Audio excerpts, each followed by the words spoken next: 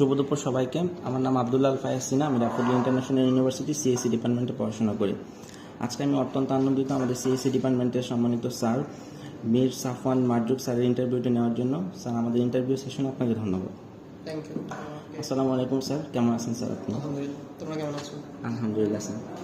Sir, যদি সংক্ষেপে আপনার পরিচয়টা একটু দিতেন প্লিজ।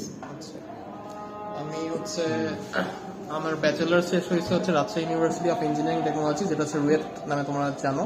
রুয়েট থেকে আমি বিএসসি শেষ করছি সিএসসিতে, আর এই বছর জানুয়ারিতে আমি লেকচার হিসেবে ড্যাফোডিল ইউনিভার্সিটি জয়েন করেছি। ধন্যবাদ স্যার।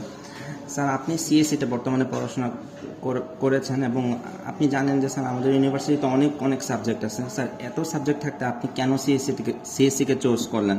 স্যার, আপনি কি নিজে এই সাবজেক্টটি চুজ করছেন, নাকি আপনার কোনো বাবা মা অথবা আপনার কোনো নিকটাত্মীয় এই সাবজেক্ট নিতে বলেছে দেখে আপনি নিয়েছেন? স্টুডেন্ট থাকা অবস্থায় সিএস